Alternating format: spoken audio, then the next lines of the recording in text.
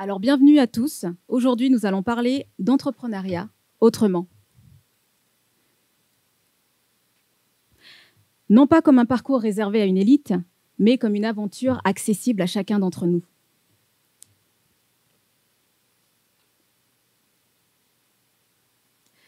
Bozu Bozousa, moi c'est Khwachena Adouni.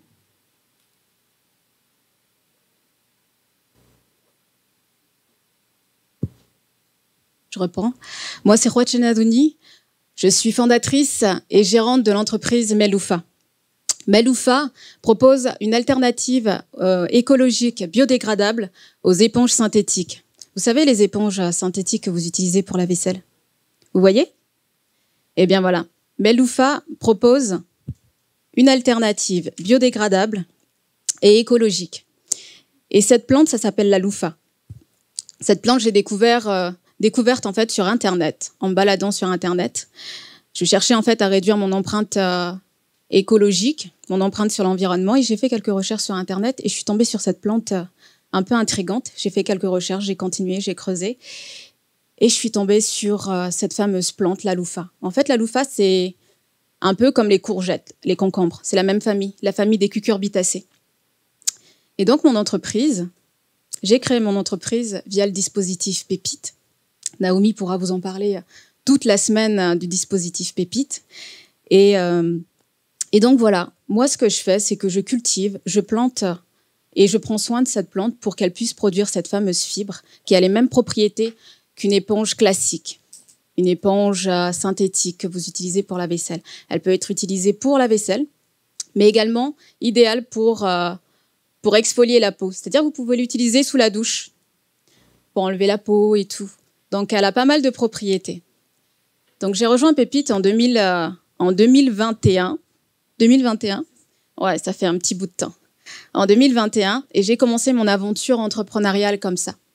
Mais je développerai un peu plus tout au long de la conférence, mon parcours. Je vous donnerai des petits exemples. Je vous parlerai aussi d'entrepreneurs connus dans le monde, mais aussi des camarades qui ont eux aussi monté leur entreprise à travers le dispositif Pépite. Alors, juste une petite question. Comment vous vous sentez ce matin? Est-ce que ça va? On vous a obligé à venir ce matin ou pas? Non? Vous êtes venu de votre plein gré? Vous pensez quoi? Non, tu t'es trompé, tu pensais que tu avais cours ici. Tu avais cours ici, d'accord. C'est très bien, je suis là. Non, je suis très heureuse d'être là avec vous et de partager mon parcours. J'espère que tout au long de cette conférence, je vous avoue qu'en fait, c'est une première pour moi de parler devant autant de monde. Mais je suis très heureuse et aussi très fière de vous montrer aussi mon petit bout de chemin dans l'entrepreneuriat. Et j'espère pouvoir en inspirer plus d'un ici aujourd'hui, ou plus d'une. J'espère aussi. Donc, j'encourage beaucoup les femmes présentes aussi dans cet amphi. Et je vais continuer. Je vais continuer sur l'entrepreneuriat.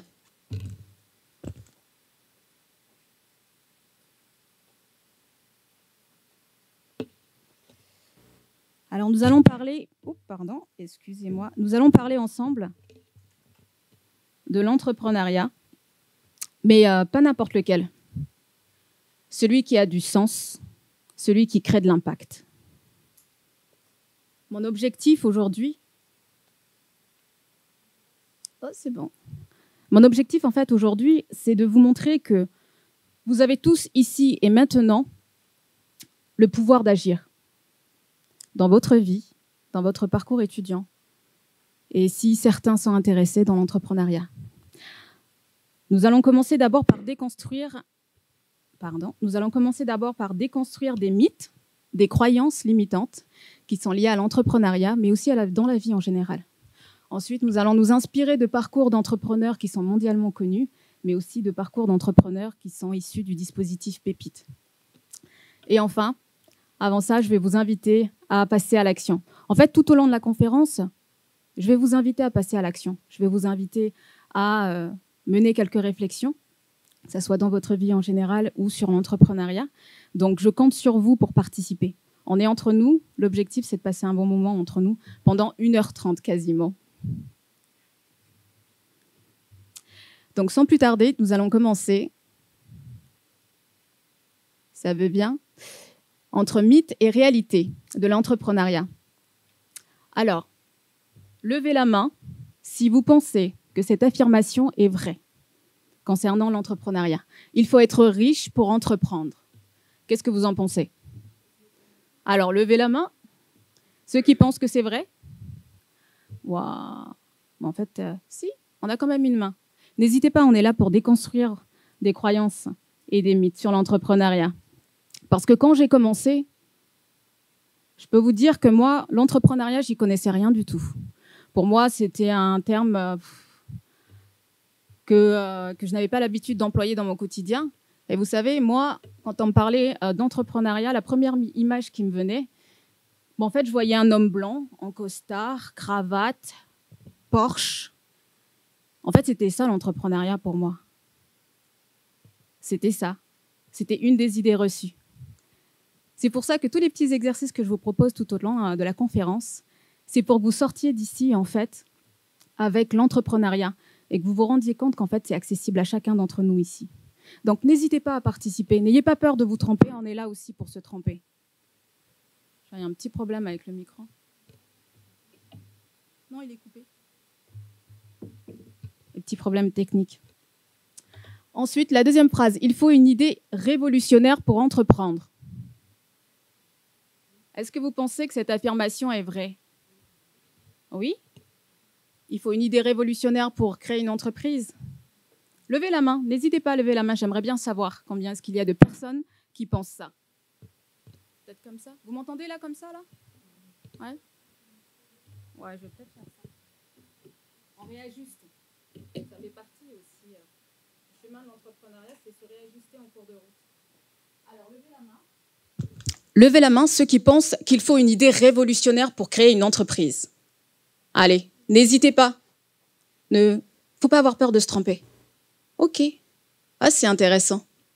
Il faut tout maîtriser avant de se lancer. Levez la main ceux qui pensent que cette affirmation est vraie concernant l'entrepreneuriat. Il faut tout maîtriser avant de se lancer. Celle-là, en fait, c'est ma phrase préférée parce que pendant longtemps, elle m'a collé à la peau tout au long de mon parcours dans l'entrepreneuriat. Ensuite, les entrepreneurs réussissent du premier coup. Qui est-ce qui pense que cette affirmation est vraie? Levez la main, n'hésitez pas, n'ayez pas peur. On est entre nous. Personne ne pense qu'un entrepreneur réussit du premier coup. Si? Ok, super. Écoutez, merci pour votre participation. On va voir ensemble en quoi ces affirmations sont-elles fausses. Très bien, il faut être riche pour entreprendre. Je vous ai mis deux exemples. Un exemple mondialement connu. Vous le connaissez tous, ce monsieur? Oui, c'est qui? Qui ça? Steve Jobs, oui. Il a fait quoi, Steve Jobs? Ok, fondateur de Apple. Tu sais comment est né Apple? Tu sais comment est né Apple? Comment il a créé Apple? Qui l'a dit? Dans un garage, oui, dans un garage. En fait, en 1976, Steve Jobs était dans le garage de ses parents quand il a lancé le premier Apple, le premier ordinateur. Et il n'avait pas d'argent, il n'avait pas de fortune, il n'avait pas de bureau. Ce qu'il avait, c'était une vision, celle de rendre l'informatique accessible à tous. Et avec un ami, il décide de bricoler en fait un ordinateur et c'est comme ça qu'est né le premier Apple, dans un garage. Le deuxième exemple, c'est celui de JBL Locke. C'est celui d'un camarade, on faisait partie de la même promo. Je ne sais pas si vous connaissez, non? Oui? Qui connaît? Vous avez déjà eu recours à ce service? Failli? D'accord. Et donc, en fait, JBL Locke, c'est un projet porté par Lucien Emmerich, un camarade de Pépite, qui est passé par le dispositif Pépite. Et en fait, un soir, avec un camarade dans les locaux de l'EGC, ils étaient en train d'étudier. Et là, une idée leur traverse l'esprit. Ils se disent, ça serait bien qu'on mette un service de location de matériel d'animation pour les soirées et tout. Et ils se disent, mais comment est-ce qu'on fait? Parce que quand même, la JBL, ça coûte 80 000 francs. Puis on n'est pas sûr de rentabiliser derrière. Ils auraient pu s'arrêter là, mais finalement, ils ont fait un pari audacieux. Ils ont fait une publication où ils louaient en fait un équipement qu'ils n'avaient pas. Et là, à leur grande surprise, quelqu'un est intéressé, un premier client. Donc tous les deux, ils se précipitent au magasin pour acheter la JBL qui était censée être louée. Et donc c'est comme ça qu'est né en fait JBL Lock. Aujourd'hui, JBL Lock possède plus de 3 millions de francs de matériel qu'il loue aujourd'hui et continue en fait à se développer. Ici, ce qu'il faut retenir, c'est que c'est pas une condition préalable pour se lancer, pour monter son projet, pour monter en fait son entreprise, l'argent. C'est pas une condition préalable. C'est-à-dire que là, ce n'est pas l'argent qui fait l'entrepreneur, mais c'est l'audace, l'ingéniosité et la capacité à saisir l'opportunité. Vraiment, ce qui fait la différence, c'est ça. Parce que finalement, Steve Jobs, avec la JBL Lock, ils auraient très bien pu ne pas saisir cette opportunité. C'est-à-dire, OK, le client, il a répondu, potentiel client. Ils auraient très bien pu se dire, non, on laisse tomber, on n'y va pas. Ils auraient pu faire ce choix. Mais ils ont saisi l'opportunité. Ils y sont allés, ils se sont précipités en magasin pour acheter la JBL à 80 000 francs. Et aujourd'hui, c'est largement rentabilisé cet investissement. Vous voyez où est-ce que je veux en venir? C'est-à-dire qu'il n'est pas nécessaire d'avoir un gros pactole, un gros investissement dès le départ. Souvent, ça demande du courage et de l'audace. Et parfois, d'être un peu ingénieux. Parce qu'en fait, Steve Jobs, lui, quand il a monté, il a bricolé son premier ordinateur, il n'avait pas d'argent pour lancer la production. Donc, avec son ami, ce qu'ils ont fait, ils ont vendu des ordinateurs qu'ils n'avaient pas encore fabriqués. Donc, la prévente. Ils ont vendu en amont, des ordinateurs qu'ils n'avaient pas encore fabriqués. Et c'est comme ça qu'ils ont pu lancer la production. Donc, Steve Jobs, il aurait très bien pu s'arrêter là. Mais ils ont été ingénieux. Ils ont eu de l'audace aussi. Et donc, c'est pour ça, je veux vraiment que vous compreniez qu'il n'est pas nécessaire, d'avoir beaucoup d'argent, d'avoir un gros investissement au départ. J'ai commencé comme ça aussi. C'est-à-dire que moi, c'est juste une petite ampoule qui s'est allumée dans la tête, en mode « c'est génial l'éponge. Ça serait bien que je la produise et que je la rende accessible à tous les Calédoniens. » Mais je n'avais pas d'argent. Moi, j'avais que ma bourse. À ce moment-là, j'étais en train d'attaquer ma 2e année en licence de géographie. Et non, la bourse, c'est pour payer le bus. J'ai d'autres priorités, quoi. Mais ça ne m'a pas empêché, d'avancer. Donc, j'ai commencé par trouver une petite graine, un échantillon. Et c'est comme ça que j'ai démarré. Et aujourd'hui, je suis heureuse de quasiment fêter mois de février, là, ma première année, la première année de mon entreprise. Donc, ce n'est pas l'argent qui fait l'entrepreneur, mais l'audace, l'ingéniosité et la capacité à saisir les opportunités. S'il veut bien passer, il faut une idée révolutionnaire pour créer une entreprise. Qui est-ce qui avait levé la main? Je crois que j'en avais vu une ou deux. Il faut une idée révolutionnaire pour créer une entreprise. Ici, je vous ai mis un exemple. Est-ce que vous le connaissez? Vous avez reconnu un peu la marque derrière? C'est quoi? Comment vous prononcez? D'ailleurs, moi, j'ai du mal à le prononcer des fois. Starbucks. Alors, Starbucks, Howard Schultz. Howard Schultz, en 1980, si je ne me trompe pas, il est entré dans un petit café de Seattle. Rien de fou, À cette époque, Starbucks était une boutique qui vendait du café en grains. Vraiment rien de fou. Sauf que lui, il y voyait autre chose. Il voyait un endroit où les gens pouvaient venir, se poser, travailler, discuter et passer un bon moment. En 1987, il décide de racheter Starbucks à ses fondateurs, qui sont ici, là sur cette photo, Jerry Baldwin, Gordon Bowker et Zeev Ziegel. Aujourd'hui, il en a fait une marque mondialement connue. Il y a des Starbucks partout dans le monde. Ce que je veux ici vous démontrer, c'est que lui, il n'a pas inventé le café. Il a rien inventé dans le café. Ce qu'il a fait, c'est qu'il a réinventé l'expérience autour du café. C'est-à-dire, au lieu que ce soit une tasse que vous venez et vous preniez, vous avaliez et que vous vous en alliez, lui, il a créé un espace où les gens, ils peuvent profiter du café et de vivre une expérience autour du café. Donc lui, il n'a pas eu une idée révolutionnaire pour en faire une marque mondiale aujourd'hui, qui est partout dans le monde. Donc, en effet, il faut une idée révolutionnaire pour créer une entreprise? Eh bien non, pas forcément. Regardez les éponges. Il n'y a rien de révolutionnaire là-dedans. Il n'y a rien de révolutionnaire dans mon idée.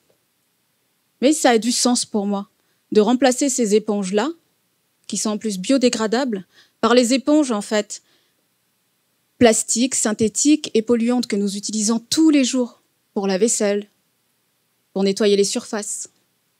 Donc, ce n'est pas une idée révolutionnaire. Et innover, ce n'est pas uniquement inventer, c'est aussi réinventer ce qui existe pour mieux répondre aux besoins.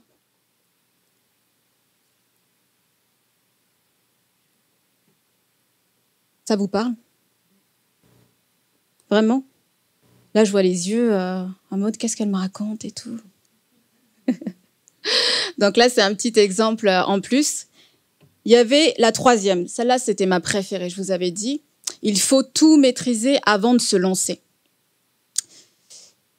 Est-ce que vous connaissez Madame C.J. Walker? Vous avez peut-être vu la série Netflix. Qui l'a vue?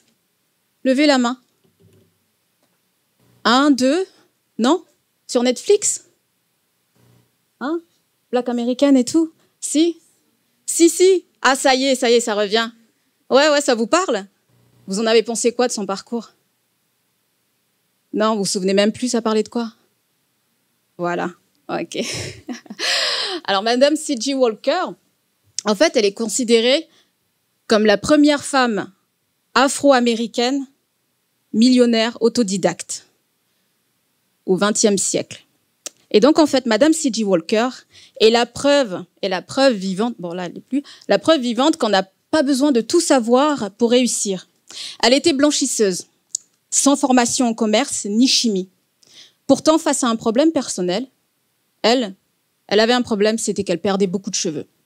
Donc, ce qu'elle a fait, elle a essayé de chercher une solution en expérimentant chez elle, dans sa cuisine, un soin capillaire pour essayer de trouver une solution, pour éviter qu'elle perde. Voilà, vous avez vu mes cheveux, ils sont beaux. Si j'avais le même souci qu'elle, je crois que j'aurais testé toutes les formules pour essayer de sauver mes cheveux.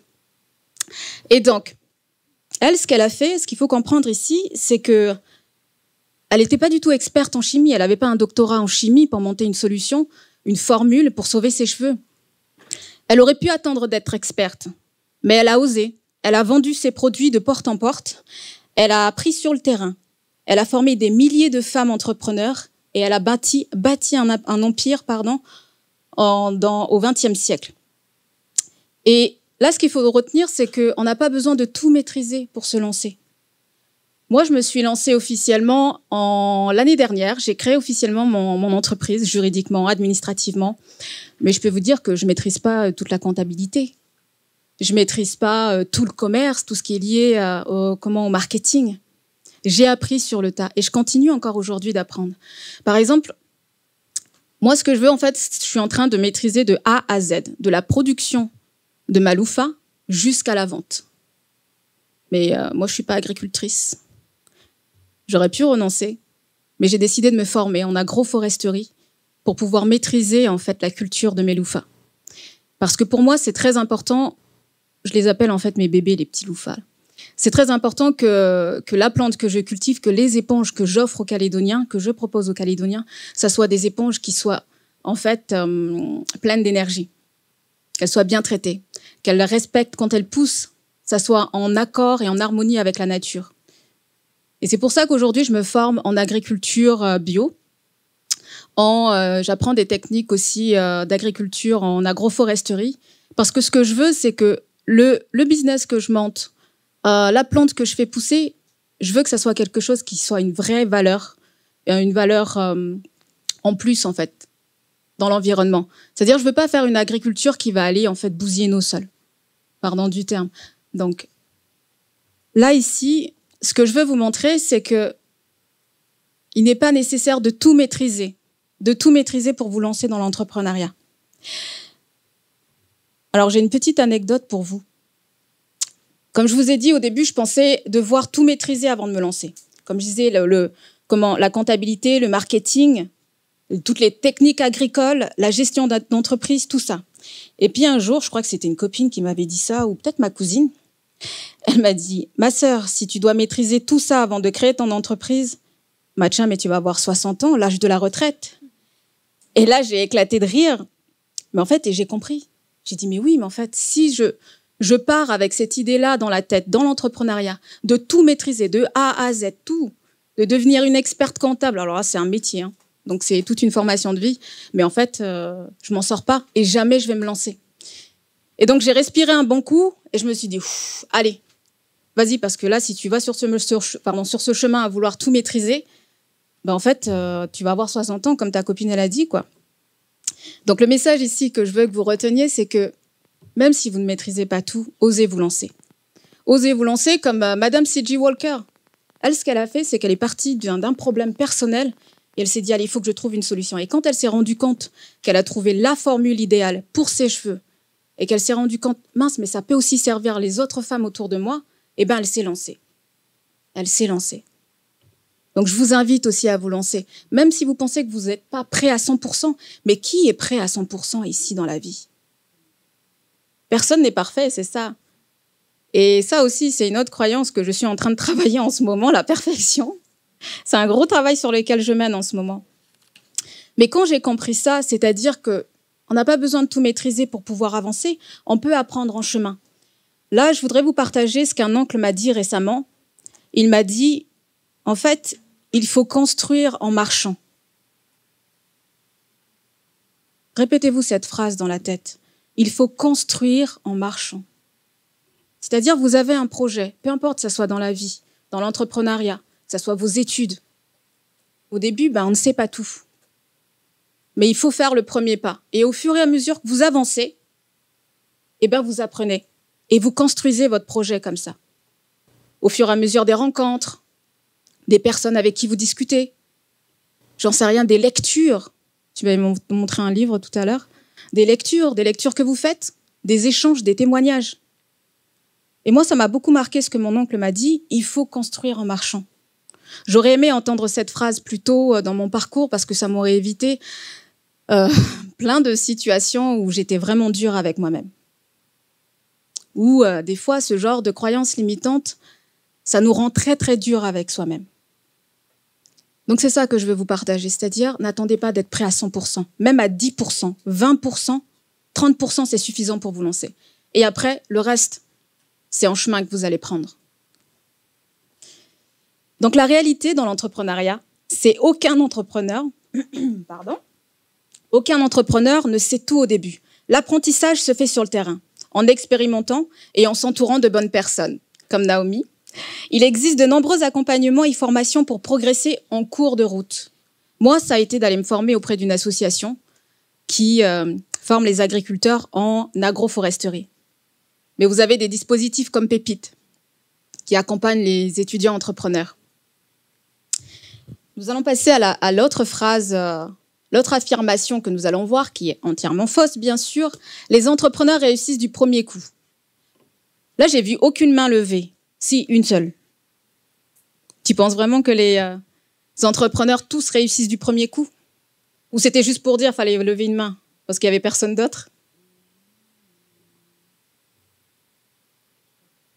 Finalement, tu crois pas. Ok. Ça veut dire que vous ne croyez pas à cette affirmation positive, à cette affirmation. T'y crois, mais t'y crois pas. Un coup, ok. Un coup c'est l'un, un coup c'est l'autre. De la perception, ouais. Alors, vous connaissez cette femme? Non? Qui ne la connaît pas? C'est quoi son nom? Les garçons derrière? Non, vous connaissez pas? Ah, vous levez la main pour dire vous ne connaissez pas. Personne ne connaît son nom, mais vous voyez son visage. Tina Turner. Et on est là pour se tromper aussi, hein. Faut pas avoir peur de faire des erreurs. Et je vais vous montrer que se tromper, c'est très important. Faire des erreurs, ça fait partie du process. Alors, non. Oprah Winfrey. Alors, avant de devenir l'une des femmes les plus influentes au monde, vous avez dû la voir avec le couple Barack Obama et tout. Oui. Donc voilà, avant de devenir l'une des femmes les plus influentes du monde, Oprah Winfrey a été renvoyée de son premier emploi. Vous savez pourquoi? Parce qu'on lui disait qu'elle n'avait pas le bon profil pour faire du journalisme télévisé. Elle aurait pu se décourager et puis dire, bon, bah, je rentre chez moi, je prends mon petit thé, et puis je m'arrête là, et puis je me trouve un autre boulot. Non, elle n'a pas fait ça. Plutôt que d'abandonner, elle a persévéré et elle a créé son propre talk show, en gros, sa propre émission. Et elle est devenue ainsi, en fait, une icône des médias et une entrepreneur à succès. Quand vous rentrerez à la maison, mais tapez un coup Oprah Winfrey, son parcours et tout, vous allez voir, c'est un parcours qui est très inspirant. Et donc ici, la leçon à retenir, c'est que l'échec, en fait, c'est pas la fin. C'est pas la fin du monde, l'échec. En fait, c'est une redirection vers quelque chose de beaucoup plus grand, ou quelque chose qui vous intéresse, ou quelque chose qui est beaucoup plus aligné avec vous. La réalité, c'est que l'échec fait partie du processus entrepreneurial. Beaucoup d'entrepreneurs connaissent des échecs. Donc moi, j'en ai connu énormément, et là, je continue d'en connaître. Mais cette fois, je n'ai plus une relation, on va dire, je suis plus en train de fuir l'échec. Là, j'ouvre les bras et j'accueille à grand. Ah, viens mon poteau, on va apprendre, on va marcher ensemble. C'est-à-dire que tout au long de mon parcours de l'entrepreneuriat, l'échec, j'ai beaucoup craint l'échec. Enfin, j'en avais beaucoup peur. J'avais peur d'échouer, j'avais peur de faire mal, j'avais peur de ne pas faire correctement, de pas parler correctement, de bafouer là comme là en ce moment. Vous voyez, devant vous aussi, il y a un peu la peur de pas bien faire les choses. Je vois que ça sourit là-bas. Ça parle beaucoup l'échec. Ah oui. Ah oui. T'inquiète pas, moi c'était comme ça au début. Bah regarde maintenant. Naomi, elle peut en témoigner. Et donc l'échec, comme je disais, ça fait partie en fait du processus de l'entrepreneuriat. Au début, je me suis trompée. Truc tout simple. Mes graines. Donc à un moment donné, si je veux faire pousser des loufas, il faudra que je les plante à un moment donné, que je les mette en terre. Mes premières graines, elles ont toutes crevé. J'ai vu les premières tiges, les premières feuilles, j'étais trop contente et tout. Mais il manquait des choses, j'étais pas suffisamment formée. Et au bout d'une semaine, elles ont toutes fait off. Et là, j'étais déçue parce que je me suis dit, est-ce que je vais y arriver? C'est comment? Je sais pas. Pourquoi est-ce qu'elles ont pas survécu? Elles ont pas. Et en fait, c'était un échec pour moi au départ. Et je me suis dit, ok. Parce qu'à un moment donné, je me suis dit, bon, peut-être que j'ai pas la main verte. Vous savez l'expression là, la main verte là. Puis on entend souvent les vieux nous dire, non mais la plante elle est morte, c'est parce que t'as pas la main verte. Mais tu vois, quand on te dit ça, tu te dis, mais en fait c'est foutu. En fait, tout ce que je vais planter par la suite, tout va mourir. Et donc en fait, on garde cette étiquette là. Moi, ce que je vous invite, c'est à faire, c'est quand vous vous retrouvez face à l'échec, ne voyez pas l'échec comme une fin en soi, comme voilà c'est fini, bon c'est game over, on n'en parle plus, je passe à autre chose. Non, regardez l'échec comme une opportunité. Une opportunité de vous dire que, je peux améliorer. Qu'est-ce que je peux améliorer? Qu'est-ce que je peux changer pour faire autrement? Moi, quand mes premiers semis sont... ils m'ont dit « Salut, ciao, nous, on ne peut pas pousser parce que tu ne nous as pas suffisamment bien traités. » Je me suis posée, j'ai demandé l'aide d'une agricultrice et je lui ai demandé « Mais comment est-ce qu'on fait? Parce que là, mes semis, là, j'ai du mal à les faire pousser. » Et là, elle m'a expliqué la méthode. Comment faire correctement les semis. Et j'ai changé ma façon de faire pour réussir. Et donc finalement, cet échec-là, j'aurais pu me dire, en fait, je suis pas douée pour ça. J'ai dit non, je vais chercher une personne qui est beaucoup plus expérimentée dans ce domaine et je vais lui demander de l'aide et je vais lui dire, écoute, aide-moi parce que là, je sais pas comment faire. Elle m'a expliqué comment faire, j'ai changé ma méthode et aujourd'hui, j'ai pu vendre plus de 200, 300 éponges. Donc, c'est pour vous dire, quand vous ferez face à l'échec, ne lui tournez pas le dos, au contraire. Regardez votre échec en face et demandez-vous, qu'est-ce que je peux en apprendre? Qu'est-ce que ça m'apprend sur ma méthode? Qu'est-ce que ça m'apprend sur ma façon de faire? Peut-être qu'il faut que je change quelque chose, un petit paramètre. Peut-être que je passe plus de temps à réviser. Comme ça, j'aurai de meilleures notes. Ou peut-être qu'il faut que je change ma méthode à apprendre mes cours. Parce que peut-être les apprendre par cœur, c'est pas suffisant. Il faut que je m'exerce à côté. Vous voyez où je veux en venir? Ça va, vous endormez pas trop? C'est bon? Faut dire, hein? Ça va? Ok. Allez, on va avancer un peu. La dernière phrase. Alors, si ça veut bien. Ah non, c'était fini. On passe à la suite. Et donc, le plus important, c'est d'oser, d'apprendre et de s'adapter en cours de route.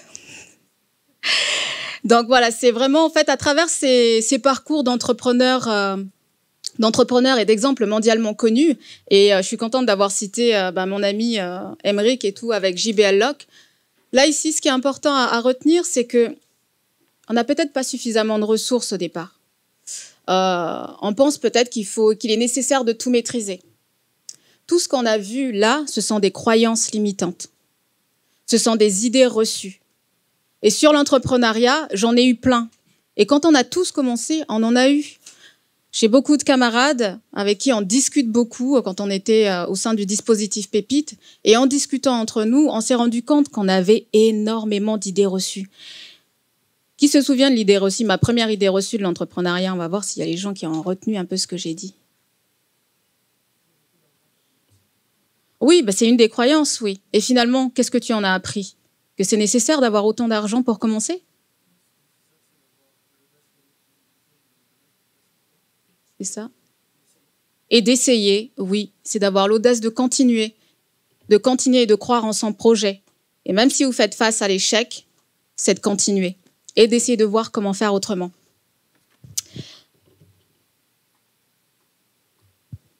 Donc, le déclic qui a tout changé pour moi. Ça me fait bizarre d'avoir ma tête en grand comme ça. Donc, le déclic pour moi qui a tout changé. C'est un rire ou on se moque un peu là? Donc, le déclic qui a tout changé pour moi, c'était il y a quelques années. Donc, j'ai vécu un moment de prise de conscience qui m'a mené en fait sur le chemin de l'entrepreneuriat. Je vais vous raconter comment ça a commencé. C'est pas en mode je toque à la porte de Naomi et tout de suite ouais j'ai une idée machin et tout. Non, c'est venu petit à petit. J'ai fait mon petit bonhomme de chemin. En 2019, en fait, je me posais de plus en plus de questions sur mon impact sur l'environnement. En fait, je voulais réduire mon empreinte écologique, mais en fait, je savais pas trop comment. Donc, comme beaucoup d'entre nous, je me suis retrouvée perdue, mais vraiment perdue dans un labyrinthe d'onglets Internet. Donc, en fait, j'ai ouvert mon ordinateur et j'ai commencé à faire des recherches. Mais au bout d'un moment, quand je me suis retrouvée avec 100 pages ouvertes, là, ça va plus. Donc, j'ouvre une page, puis une autre, puis encore une autre. Et vraiment, sans trop savoir comment, en fait, je me retrouve sur Facebook et je suis sur une publication un peu bizarre qui parlait, vraiment le titre, c'était « Un concombre qui se transforme en éponge ». Alors, imaginez, je me retrouve sur Facebook, je regarde la publication et je tombe sur le titre « Un concombre qui se transforme en éponge ». Je dis « Mais qu'est-ce que c'est ?» Et sincèrement, ma première réaction, c'était « Mais alors, c'est quoi cette blague ?» C'est sûr, c'est un tour de magie, une fake news. Pire encore, c'est un mystique. Et donc, je continue. En fait, ça m'a vraiment intriguée. Et donc, ça a piqué ma curiosité. Donc, moi, je clique, je creuse, j'ouvre encore 40 autres pages pour essayer de comprendre, en fait, c'est quoi ce légume magique et tout, le concombre qui se transforme en éponge. Et puis là, je découvre un mot que je n'avais jamais entendu auparavant. Le louffa. Mais bon, moi, je mets là devant, donc la louffa. Le louffa ou la louffa, en fait, c'est une plante naturelle, biodégradable, qui peut remplacer les éponges synthétiques polluantes. Et quand je comprends ça, en fait, ting, petite ampoule qui s'allume dans la tête, tout s'éclaire. Je viens de réaliser, en fait, que j'ai une solution entre les mains à un problème du quotidien, les éponges plastiques. Mais en fait, entre la prise de conscience et le passage à l'action, il y a quasiment 2 ans qui s'écoulent. 2 ans où je me pose des questions. Est-ce que je suis légitime ? Est-ce que j'ai les capacités? Est-ce que c'est une bonne idée? Mais si ça se trouve, c'est une fake news, c'est un mystique encore ce truc. Et c'est toutes ces questions en fait que je me suis posées pendant 2 ans. C'est resté dans un coin de ma tête. Je trouvais ça génial comme plante et tout. Mais c'est resté dans un coin de ma tête. Après, je continue ma vie et tout, les études, la famille, tout ça. Donc 2 ans à hésiter. Et puis un jour, en 2021, je tombe sur une publication de Pépite NC qui annonce en fait une nouvelle campagne de recrutement d'étudiants entrepreneurs. Et cette fois, en fait, je réfléchis pas, je fonce direct. Je me renseigne, je postule, et c'est un peu comme ça qu'a commencé mon chemin sur l'entrepreneuriat. Ce qu'il faut retenir ici, c'est que l'entrepreneuriat, c'est pas réservé à une élite. Retenez bien, c'est pas réservé à une élite, l'entrepreneuriat. C'est de vous montrer que, en fait, chaque frustration, chaque problème du quotidien, en fait, il y a peut-être une opportunité qui se cache derrière. Pour moi, ça a été l'éponge. Ça a été de me dire, Comment est-ce que je peux réduire en fait mon impact? Parce qu'on vit sur une île. J'ai commencé à prendre conscience que on vit dans notre très beau pays, on vit dans un très beau pays, dans une très belle île.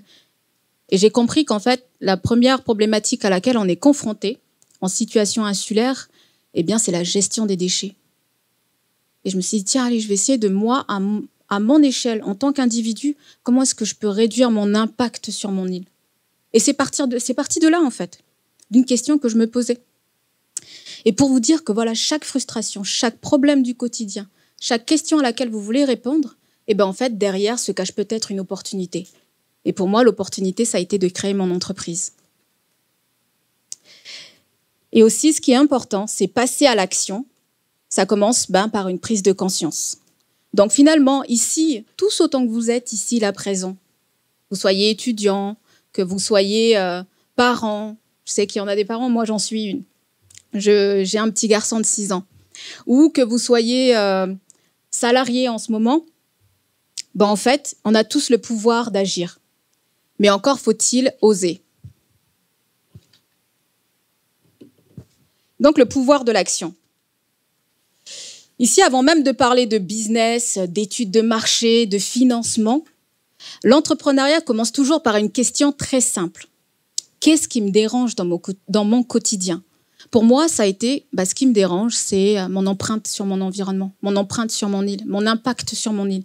Parce que je tiens à laisser quelque chose, une île qui soit encore supportable à vivre dessus pour mes enfants, pour mes futurs enfants, pour les futures générations. C'était ça, en fait, la question qui me dérange. Donc, moi, je vous pose la question. Qu'est-ce qui vous dérange dans votre quotidien? Parce que finalement, les plus grandes innovations sont souvent nées d'une frustration, d'une volonté de répondre à un problème personnel. On a vu Madame C.J. Walker, elle, c'était visible, c'est un problème, c'est qu'elle perdait ses cheveux. À un moment donné, il fallait qu'elle trouve une solution. Et donc, d'autres exemples que j'aimerais vous donner. Vous connaissez Uber? Ou Uber? Qui c'est qui le prononce bien ici? Uber, vous dites Uber. Uber. Uber. Alors, pourquoi Uber a été créé, à votre avis? Pour répondre à un besoin? À un problème? À la flemme? Mais attention, mais oui, vous rigolez, mais ça aussi, des fois on a flemme de faire un truc, souvent il y a une idée qui naît derrière, et ça peut être l'opportunité de créer une entreprise. C'est pour ça que c'est intéressant, restez attentifs à vos frustrations. Et donc en fait, Uber a été créé parce que ses fondateurs, ils en avaient marre. Ils en avaient marre de quoi? D'attendre des taxis introuvables sous la pluie. Voilà pourquoi ils ont créé Uber. Airbnb. Vous voyez c'est quoi Airbnb? Vous avez déjà utilisé les services d'Airbnb, tout ça là? Qui c'est qui a déjà testé cette appli? Ah ouais? Vous étiez où? À l'étranger ou ici au pays? À l'étranger? Ici? Ah oui, ici il y en a aussi. Ok, moi je n'ai jamais testé ici. La première fois que je l'ai utilisé, c'était quand j'étais en Nouvelle-Zélande. Sympa l'application. Mais est-ce que vous savez pourquoi est-ce qu'elle a été réellement créée? De quelle frustration ça vient en fait, cette application? Non, Airbnb, en fait, c'est... Qui veut bien expliquer ce que c'est Airbnb? Ouais? Tu disais? C'est pour louer des logements, mais sur de très courtes périodes? Oui, sur de très courtes périodes. Et voilà, entre particuliers. Mais est-ce que vous savez pourquoi a été créé Airbnb au départ? Non? Les hôtels sont trop chers? Aussi, oui. En fait, c'est parce que 2 amis n'avaient pas les moyens de payer leur loyer. C'est ça la vraie histoire de Airbnb. Et ils ont décidé en fait de faire quoi? De louer un matelas gonflable chez eux. Mais elle part de là l'histoire en fait. En fait, ces 2 gars, ils n'avaient pas le moyen de payer leur propre loyer. Et en fait, il y avait une fête, je crois, dans leur ville. Et tous les hôtels, ils étaient tous bookés et tout. Il y avait plus de place. Et il y avait toujours des touristes en fait qui cherchaient un endroit où se loger pour profiter de la fête. Je sais plus c'était quoi ce qui se passait dans la ville. Et donc, les 2 amis, ce qu'ils ont fait, c'est qu'ils ont loué, écoute, nous, on a un matelas gonflable. Tu cherches juste un toit où dormir, en fait, et profiter de l'animation dans la ville. Et donc, c'est comme ça qu'est né Airbnb. Parce que les 2 gars, ils n'avaient pas les sous pour payer leur loyer. Et ce que je veux vous montrer ici, c'est que une frustration peut naître une opportunité. Nespresso. C'est qui boit du café ici? Nespresso. Ah oui, là, on a des fans de café. Ah oui, là, la main, elle s'est tout de suite levée. Alors, Nespresso, à votre avis, de quelle frustration est né Nespresso? Boire du café naturel? Boire du bon café? Oui, c'est l'idée un peu. C'était ça l'idée du gars. Et en fait, tout simplement parce que quelqu'un voulait un café de qualité sans avoir à acheter une machine professionnelle hors de prix. Je suis sûre qu'il y a quelques-uns qui ont déjà des machines comme ça à la maison qui fait du très très bon café. Eh bien, ça vient de l'idée d'un gars parce qu'il voulait vraiment du café de bonne qualité, de très bonne qualité. Eh bien, il a décidé de faire sa propre machine. Une idée comme ça. Et donc, c'est né d'une frustration, d'un problème, de quelque chose, un besoin auquel il voulait répondre. Et donc, vous l'avez compris, une simple prise de conscience peut être le point de départ, en fait, d'un projet entrepreneurial. Moi, je voulais juste réduire mon empreinte sur notre île. Je voulais juste réduire mon impact sur mon île. Eh bien, j'ai sorti des éponges. Parce qu'en général, quand on dit on veut réduire notre empreinte sur l'île, on achète moins de plastique, enfin moins de produits qui sont emballés avec du papier plastique et tout. De ma frustration, de mon questionnement et de ma remise en question, est né en fait Melloufa. Et donc, comme ces 3 exemples, Uber, Airbnb et Nespresso, donc une simple prise de conscience peut être le point de départ d'un projet. Ça peut être un projet entrepreneurial, mais ça peut être un projet d'études, ça peut être un projet de vie, ça peut être, j'en sais rien, un mariage en cours, j'en sais rien. Mais voilà, c'est que ça naît en fait d'une prise de conscience, d'une frustration ou d'un problème du quotidien. Mais ce qui est encore plus fascinant, c'est que nous avons tous ici, sans même le savoir, je suis sûre, sans même le savoir, vous avez déjà identifié en fait un problème qui mériterait une solution. Et si votre future idée de projet ou d'entreprise en fait était cachée dans l'une de vos frustrations que vous avez déjà ressenties, réfléchissez. Je sais pas, dans votre quotidien ou sur le trajet, en venant ici à l'université, on vous a forcé d'assister à cette conférence. Vous avez peut-être, j'en sais rien, fait face à une frustration. Et moi, ce que je vous propose là tout de suite, c'est de faire un petit exercice ensemble. Donc, je vous pose la question. Est-ce que vous avez déjà ressenti une frustration face à un problème du quotidien? Oui, je suis contente parce que j'ai entendu plein de petits oui discrets. J'espère qu'on va pouvoir prendre la parole. Donc, peut-être que quelque chose vous énerve tous les jours sans que vous y prêtiez attention. Moi, par exemple, c'est la circulation le matin et le soir. Ça crée du stress. Tu roules, on te dépasse, on te fait quasiment presque une queue de poisson, on te dit même pas merci quand on vous laisse passer. Enfin, voilà, c'est stressant. Ça, c'est une frustration le matin et le soir. Peut-être que vous avez déjà une idée en vous disant « Tiens, ça serait génial si ça existait. » Moi, c'était ça. Tiens, ça serait génial si ça existait des éponges comme ça dans tout le pays, dans tous les foyers du pays, enfin dans tous les foyers calédoniens, qu'ils remplacent les éponges synthétiques par les éponges de Loufa. Alors moi, j'aimerais bien savoir si vous avez déjà ressenti une frustration. Une frustration? Vas-y. D'accord. Ok. Ok.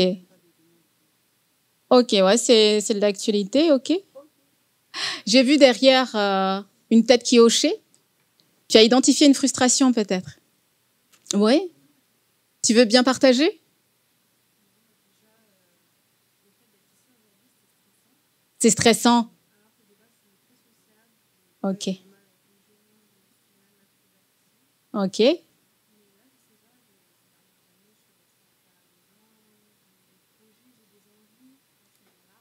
Dans l'art, ok.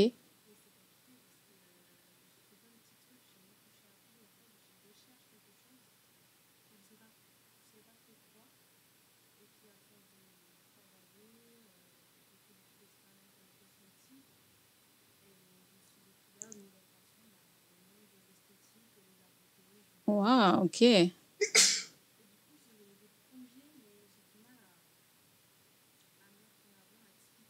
Oui. Oui. Oui. Et c'est de le rendre intelligible en fait pour les personnes autour de toi. Oui. Ok. Donc ça, ouais, et là, maintenant, t'es stressé là? Ça va, ok. Donc écoute, moi j'ai une bonne nouvelle pour toi. je suis un peu pareil, c'est-à-dire que moi, j'aime bien toucher à tout. J'ai un parcours, mais pas du tout linéaire. Mais pas du tout linéaire. Mais vraiment, quand je vous dis pas du tout linéaire, c'est... Vas-y. Pas du tout linéaire, dans le sens où j'ai fait un parcours classique jusqu'au lycée. J'étais au lycée La Pérouse, sciences. On m'a dit, écoute, tu es une très bonne élève. Toi, ce que tu vas faire, c'est un parcours rectiligne comme ça, jusqu'au doctorat. Eh ben non, ça s'est pas passé comme ça. Donc, je sors du lycée avec un bac scientifique en 2013.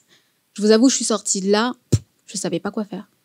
Donc, ce que j'ai fait, je suis allée en licence de droit. Je me suis dit, allez, le droit, je teste, parce que voilà, la famille me dit, oui, le droit, on me dit que c'est bien. J'y vais, je teste. Je me rends compte que ça me correspond pas du tout. Ça ne me correspond pas du tout. Au bout d'un an, j'aurais dû me rendre compte déjà dès le premier cours, quand j'ai entendu le prof parler du code civil, le machin, ça ressemble à une brique. Je me suis dit, j'aurais dû m'écouter et me dire, mais ça, en fait, c'est pas pour moi. J'ai quand même persisté là-dedans pendant un an et au final, l'année suivante, je me suis réorientée en sciences. Donc, en fait, j'étais au département droit là-bas. Ensuite, j'ai basculé au département sciences. Là-bas, en fait, la licence, elle n'existe plus, je crois. C'est une licence MEGP. Et en fait, on étudiait les procédés d'extraction du nickel et trucs et tout. Quand je me suis investie là-dedans, au bout d'un moment, je me suis confrontée à une valeur très importante pour moi, c'est-à-dire la protection du pays, l'environnement. Et à un moment donné, je me suis dit, mais vraiment, Khwatchena, tu vas continuer là-dedans. En fait, tu vas contribuer à quelque chose qui est en train de détruire les montagnes du pays. Et là, en fait, quand je me suis confrontée à cette pensée-là, je me suis dit, waouh, là, je suis perdue. Je suis perdue, non, j'y vais pas. J'ai changé 1 fois, 2 fois de licence. Et là, je me suis dit, il faut que je fasse une pause.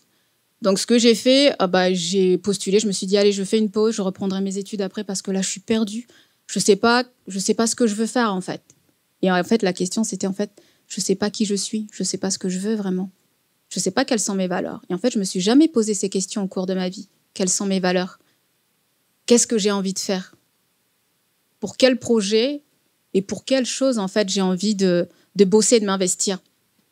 Donc, je sors de là, perdue, et puis allez. Je décide de postuler un peu à gauche, à droite. J'attaque la montée de la province sud, et là, je dépose ma candidature en tant qu'institut remplaçante.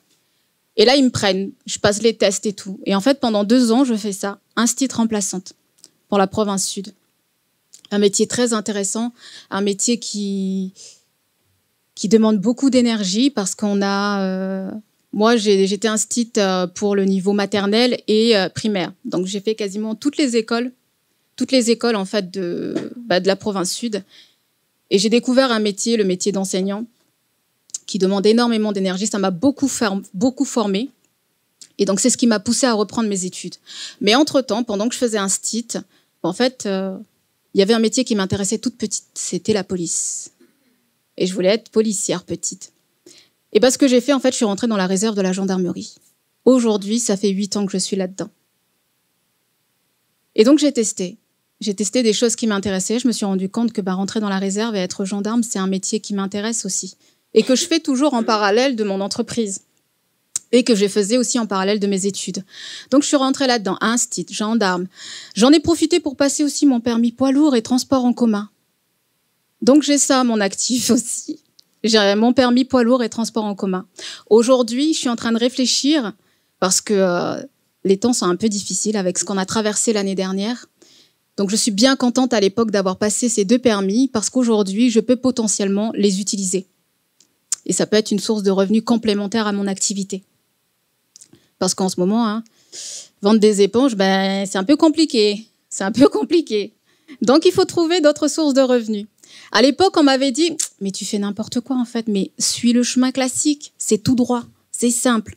Bac, licence, master. Et si tu veux continuer dans la recherche, doctorat. Et ensuite, tu trouveras un poste. » Non, aujourd'hui, les circonstances nous montrent que il faut être non seulement résilient, mais polyvalent. Et il faut avoir plusieurs cordes à son arc. Et à l'époque, quand on m'a dit « Mais en fait, tu fais n'importe quoi, c'est quoi ce... » J'ai eu des remarques comme ça. Pas de mon père, il était très fier. D'ailleurs, il est au premier rang. Permis poids lourd, transport en commun, très, très fier. On m'avait dit, mais en fait, tu es instable. Ça a été très dur. Quand un de mes enseignants, je lui ai parlé de mon parcours, il m'a dit, mais en fait, tu es instable, il faut que tu te poses. En fait, non, je suis pas instable. J'ai un parcours atypique. En fait, je suis atypique. Je rentre pas dans vos cases. C'est tout. C'est pas grave, je vais créer ma propre case. Et c'est ce que j'ai fait. J'ai créé mon entreprise. Aujourd'hui, j'exerce un métier en parallèle, gendarme, qui est complètement aligné avec mes valeurs. Et ça se trouve, vous allez me trouver sur la route en train de conduire un gros camion ou un bus. Mais c'est OK parce que c'est mon parcours. C'est ma vie, ce sont mes valeurs. Et c'est ce en quoi je crois. Donc tout ça pour vous dire qu'en fait, pour faire écho à ton parcours, n'ayez pas peur d'essayer des choses en fait qui vous attirent, mais vous avez peur. Peut-être de ne pas être à la hauteur ou de ne pas être prêt à 100%. Testez. Moi, ça a été ça. Quand j'ai passé mon permis poids lourd et transport, je me suis dit, ouais, vous avez vu un peu ma taille? Je suis toute petite, toute menue. En général, la meuf, elle va aller conduire des bus qui font 1000 fois sa taille, des camions qui font 1000 fois sa taille. Ça ne correspond pas du tout à l'image. Mais c'est pas grave, c'est quelque chose qui m'intéressait. Et j'ai décidé de ne pas laisser finalement les injonctions de la société dicter ce que moi j'avais envie de faire. T'as envie d'être astronaute? Ben vas-y. Renseigne-toi sur, comment il s'appelle? Thomas Pesquet. Voilà, renseigne-toi. Il l'a fait. Je sais pas, t'as envie d'être médecin ou faire autre chose, ou j'en sais rien, être agriculteur, mais fais-le. Faut tester. Il faut tester. À l'époque, on m'avait dit, c'était pas, en fait, tu perds ton temps à passer ton permis poids lourd et transport en commun. Ben non, aujourd'hui, ça va peut-être me servir. J'ai une nouvelle corde à mon arc. J'ai un bac+3, une licence géographie.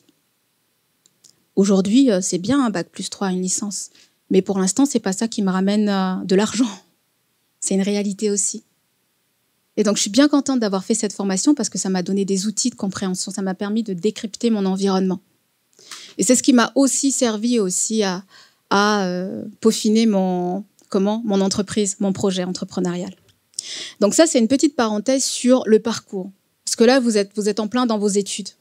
Et moi, je vous encourage en fait à vous écouter et à sentir ce qui vous fait vibrer. Il y a un projet, peut-être un projet associatif, une initiation étudiante peut-être, une initiative, étudiante.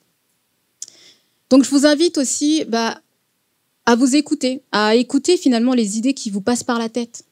Et si, j'en sais rien moi, et si je montais une application de covoiturage? Moi, ça m'aurait bien aidé à l'époque. Parce que prendre le bus, il y avait un moment donné où ça coûtait hyper cher. Des fois, ça revenait moins cher des fois de prendre la voiture que le bus. Je gagnais plus de temps et tout. En fait, ce que je veux dire par là, c'est que parfois, les plus grandes opportunités, elles naissent d'un simple moment de curiosité. Moi, ma curiosité, ça a été de réduire mon impact. Ça peut naître aussi d'une frustration du quotidien ou d'une remise en question. Et pourtant, même en ayant en fait une idée qui nous passionne, comme le cosmétique, l'art, il y a une chose qui nous freine tous. Vous voyez de quoi je parle? Un truc qui nous freine tous. Les quoi? Alors les pièces, oui, peut-être pour se déplacer. Oui, c'est important aussi. Mais vraiment, ce n'est pas matériel en fait. Quelque chose qui peut nous freiner dans nos projets ou dans quelque chose qui nous intéresse. La quoi? L'action aussi, le passage à l'action aussi. La peur de quoi? L'inconnu. L'inconnu, c'est ça, tu disais? L'inconnu. Ça joue aussi le manque de confiance en soi et ça se construit. Ça se construit et puis on travaille dessus. Naomi, elle pourra témoigner de comment j'étais quand j'ai commencé et de là maintenant où j'en suis. Je ne parle pas de mon entreprise, je parle de moi en tant que personne. Et d'avoir en fait cette facilité à vous parler. Moi, en 2021, j'étais là en mode je peux me mettre un coup au fond, s'il vous plaît, je vous parle de là-bas, là derrière. Vous m'entendez? Je serais capable de me planquer derrière, en fait. Mais de 2021 à aujourd'hui, 2025, vous voyez l'évolution. Donc, on parlait de peur, on parlait d'inconnu, on parlait de pièces, là, ici. Ça revient beaucoup, le thème, par ici, là. Le système aussi. Et donc, moi, le système. Donc, je vous disais que y a quelque chose qui nous freine tous, et moi, c'est ce qui m'a freiné au départ. C'était la peur, mais la peur de quoi? Eh bien, de l'échec. La peur de l'échec. En fait, l'échec, on nous a appris à le craindre. On nous a appris à en avoir peur. On nous a appris, en fait, à le voir comme une fin. C'est fini, bah, t'as échoué, ben voilà, c'est tout. Tu t'arrêtes là, puis tu continues ton chemin. On nous a appris, en fait, à voir l'échec comme ça. Mais en réalité, en fait, c'est un allié précieux. Un allié très précieux. En fait, il n'y a pas d'entrepreneur à succès qui n'a pas échoué avant de réussir. Tous ceux que je vous ai mentionnés, avant de réussir, eh ben, ils ont échoué avant. Ils ont échoué. Moi, j'ai échoué avant aussi. Avant de pouvoir monter concrètement mon entreprise, juridiquement. D'ailleurs, j'ai hâte d'arriver à la fin parce que j'ai une histoire à vous raconter. Elle est trop drôle. Trop drôle, trop drôle. Vous pensez que créer une entreprise, c'est juste entrer dans un bureau et puis on signe des papiers. Moi, c'était pas ça du tout. Et j'ai trop hâte de vous raconter ça à la suite. Et donc, l'échec, en fait, on nous a appris, dans notre société, là, on nous a appris, en fait, à en avoir peur, à le voir comme un ennemi. Mais en réalité, c'est un allié précieux. En fait, c'est votre meilleur ami. Il faut faire de l'échec comme un meilleur ami, comme un meilleur professeur. Et de le considérer comme tel. Alors, j'ai envie de vous raconter comment un échec que j'ai vécu m'a finalement aidé à avancer et à renforcer mon projet. On passe à la suite, le pouvoir d'action. Bon, voilà, transformez vos frustrations et problèmes du quotidien en solutions concrètes. Je n'ai pas fait gaffe, mais voilà. Donc ça, c'était l'exercice que je voulais vous faire, mais vous avez été rapide. Donc, en gros, les plus grandes innovations sont nées d'une frustration, comme on en a discuté juste avant. Et en fait, derrière chaque problème, n'oubliez pas que derrière chaque problème, il y a une solution à créer. Vous avez peut-être déjà une idée d'entreprise sans même le savoir. Et donc, je vous avais demandé tout à l'heure d'identifier une frustration quotidienne qui vous préoccupe, ce problème qui vous agace régulièrement, qui pourrait être le point de départ d'une solution innovante. Donc, n'hésitez pas à le partager autour de vous et découvrir finalement en discutant avec les personnes autour de vous comment est-ce qu'on peut transformer cette frustration en une opportunité. Ça peut être une opportunité entrepreneuriale ou ça peut être une opportunité, j'en sais rien, de voyage, de projet d'études ou de projet de famille. Et là, on va en venir à ce fameux échec. Mon meilleur professeur et allié. Est-ce que ça vous perturbe, ce titre? Non? L'échec, la peur de l'échec. Et de dire ensuite à côté que c'est mon meilleur ami, c'est mon meilleur professeur et allié. Est-ce que ça, vous arrivez à le concevoir? Que l'échec peut devenir mon meilleur professeur ou mon meilleur allié. Et mon meilleur allié. Je vois qu'il y a des têtes qui hochent. Oui, oui, ça peut être mon meilleur professeur. En quoi ça peut être ton meilleur professeur? Tu as une expérience à nous partager? Oui, c'est toi que je regarde. Je vais pas te pointer avec le laser parce que...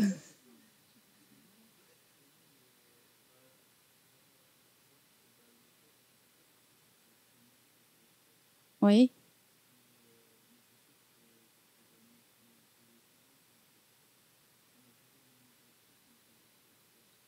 Il y a des obstacles en chemin. Ouais, on apprend, ouais, on a des leçons à en tirer. Mais en fait, j'ai pas besoin de faire la conférence, en fait. Vous êtes là, vous voulez pas venir à côté de moi? Alors, voilà, on revient en arrière. Donc, l'échec. L'échec, mon meilleur professeur, mon meilleur allié. Ici, en fait, mon parcours entrepreneurial, le jour où je suis entrée dans le bureau de Naomi, je lui ai dit, écoute, moi, j'aime bien l'idée de concombre magique qui se transforme en éponge. C'était ça mon idée. Je débarquais un peu comme ça dans son bureau. Et donc, mon parcours entrepreneurial, en fait, il n'a pas été toujours linéaire. Même mon parcours professionnel aussi. En fait, j'ai fait face à des défis, à des échecs qui m'ont profondément marqué. Vraiment, il y a eu des échecs qui m'ont profondément marqué. Et en fait, vous partagez cette expérience personnelle, ça me permet de vous montrer que l'échec fait partie intégrante du chemin, non seulement entrepreneurial, mais aussi le chemin de vie. Donc, c'est un élément clé à accepter et à apprivoiser, comme un animal domestique. Non. Vous voulez pas en faire un allié précieux, l'échec? Donc, c'est un élément clé à accepter. Est-ce que vous êtes prêts, vous, si je vous parle tout de suite d'échec, le mot échec, à l'accepter tel quel? Le mot échec. Est-ce que ça effraie certains d'entre vous, le mot échec? Ça effraie. Ouais, ça te fait un peu peur, hein, le mot échec. Je pense que tu n'es pas le seul. Je suis sûre, il y en a d'autres. Même moi encore, aujourd'hui, le terme échec, ça me fait un peu peur dans mon parcours. Dans le parcours de vie, dans le parcours de mes études, de me rendre dans la salle L30 et faire une dissertation sur l'histoire de je sais plus trop quoi. Ça fait peur. Tu te dis, je vais me ramasser, mais une belle note qui fera l'appel à la moyenne. Donc, ce que je veux dire, c'est que l'échec peut être un véritable allié et c'est quelque chose à apprivoiser et à accepter. La peur de l'échec, c'est malheureusement un frein majeur pour de nombreuses personnes qui souhaitent se lancer dans l'entrepreneuriat. Il est important ici qu'ensemble, on va dédramatiser cette notion et la considérer comme une opportunité d'apprentissage. Je répète, échec, opportunité d'apprentissage. Et ensemble, on va explorer comment transformer l'échec en un allié puissant pour notre développement personnel et professionnel. Donc, en effet, l'échec n'est pas la fin, c'est un apprentissage nécessaire. En 2021, j'ai participé au concours Pépite, NC, pleine d'espoir, de détermination. Mais voilà, à l'annonce des résultats, c'est flop, j'ai pas remporté de prix. Et puis à ce moment-là, j'attaquais ma deuxième année de licence géographie. En fait, j'enchaînais des notes qui frôlaient à peine la moyenne. Donc, comment vous dire qu'à ce moment-là, je me suis sentie mal, j'étais déçue. Et j'avais cette impression, en fait, d'avoir échoué dans ma vie entière. Alors que c'est faux, hein, c'était juste quelques mauvaises notes et puis j'ai pas remporté un concours. Mais c'est la sensation que j'avais. Est-ce que ça vous est déjà arrivé face à un échec d'avoir cette sensation-là? D'avoir mince, mais j'ai tout raté. Levez la main ceux qui ont déjà vécu un peu ça. Cette sensation d'échec et puis d'avoir je me sens moins seule. Ah, vous aussi derrière. Merci pour le partage. Et donc voilà, je me sentais mal et puis j'avais l'impression d'avoir raté, pas de rater ma vie, mais d'avoir tout fait de travers. Finalement, aujourd'hui, avec du recul, j'ai compris une chose essentielle. Qu'en fait, ce n'était pas un échec, mais c'était une opportunité déguisée. En fait, c'est comme si c'était votre meilleur ami qui passait et puis en fait, il était en costume de McDonald's ou je sais pas quoi. Dites-vous que l'échec, c'est ça. C'est un ami qui est déguisé et qui est prêt à vous aider et à progresser. Et donc, plutôt que de me laisser abattre à ce moment-là, de me dire, en fait, je rentre dans Pépite et puis je me ramasse un vent, peut-être que c'est un signe que je devrais abandonner. Au lieu de me laisser abattre, j'ai choisi d'en tirer des leçons. Donc, je suis allée dans le bureau de Naomi, je lui ai demandé, en fait, c'était quoi le problème avec ma présentation, Naomi? Et donc, en fait, elle m'a expliqué, il y a eu le retour du jury, et c'est ce qui m'a permis, petit à petit, tout en construisant, tout en marchant, je construisais mon projet. C'est-à-dire que je le structurais. Je commençais à poser les fondations de mon projet. Et maintenant, je perçois les choses autrement. Je vois l'échec autrement. C'est-à-dire que je gagne ou que je perde. En fait, qu'est-ce que je fais en premier? Je me félicite. Je m'attrape la main toute seule et puis je me félicite comme ça. Bravo, Khouachena, tu as osé. Tu l'as fait. Même si tu n'as pas gagné, même si tu n'as pas remporté le prix, tu l'as fait, tu as osé le faire. Puis des fois, je me donne des tapes toute seule dans le dos. Je me dis, félicitations, bravo, tu as essayé. Tu l'as fait. Peu importe le résultat. C'est un peu bizarre, hein? Ouais, tu le confirmes. Non, mais en gros, je me félicite. C'est la première chose que je fais à chaque fois, c'est me féliciter dans un premier temps. Et ensuite, tout de suite, j'enchaîne avec, je me demande, je me pose la question, qu'est-ce que je peux améliorer? Après que je me sois félicitée, même si c'est un échec, ou même si, comme quand j'ai remporté le 3e prix Pépite, finalement. Oui, c'est ça. Parce que voilà, j'ai participé au concours Pépite lors de ma première année en 2021. J'ai échoué. Je lui ai demandé, finalement, qu'est-ce qui s'est passé? J'ai pas obtenu ça. Elle m'a expliqué que, je suis au début de mon projet. Il faut encore que je le construise. Et je suis revenue repasser ce concours l'année dernière. Et vous savez quoi? J'ai remporté le 3e prix. J'ai remporté quasiment 250 000 francs à investir dans mon projet, dans mon entreprise. Et donc, des conseils et des retours qu'elle m'a fait en 2021, je les ai gardés précieusement dans ma tête et j'ai dit, prochain coup, mais je rafle tout. C'est de partir avec ça, cet état d'esprit. De dire, je suis face à un échec, ok, je souffle un bon coup, ça fait mal, j'ai l'impression d'avoir raté ma vie. Mais c'est pas le cas, hein. C'est juste une sensation. C'est ce qu'on ressent face à l'échec. Mais tout de suite, félicitez-vous. Dites-vous bravo, tu l'as fait, t'as testé. Qui ne tente rien n'a rien, vous connaissez bien hein, cette expression. Eh bien voilà, qui ne tente rien n'a rien. Félicitez-vous et tout de suite dans la foulée, vous vous demandez, ok, top j'ai gagné ou top, bon j'ai perdu, c'est pas grave, mais qu'est-ce que je peux améliorer pour la prochaine fois, je rafle tout. C'est ce que je me suis dit quand je me suis réinscrite au concours. Je suis partie en mode, mais machine de guerre, mais là, je vais tous vous rétamer, mais je vais tout récupérer, tous les prix. Et finalement, j'ai eu le troisième prix et je suis très, très contente de l'avoir eu. C'est pour vous expliquer qu'en fait, l'échec, derrière, se cache plein d'opportunités pour progresser. Donc, c'est comme ça, petit à petit, en fait, que j'ai changé ma relation à l'échec, ma perception de l'échec. C'est comme ça que j'ai changé les choses, en fait, et que j'en fais aujourd'hui un véritable allié. Aujourd'hui, je suis beaucoup plus ouverte et j'accueille, en fait, les critiques. Au départ, quand Naomi commençait à critiquer mon projet, mais j'avais du mal, hein. J'avais vraiment du mal parce que j'avais l'impression qu'elle était en train de me démonter mon projet. Mais pourtant, c'est toujours des critiques bienveillantes et tout. Et c'est de se dire que, de considérer l'échec comme un allié, ça vous permet en fait de vous ouvrir aux critiques qui sont constructives et qui sont là pour structurer vos projets et qui sont là pour vous aider à progresser.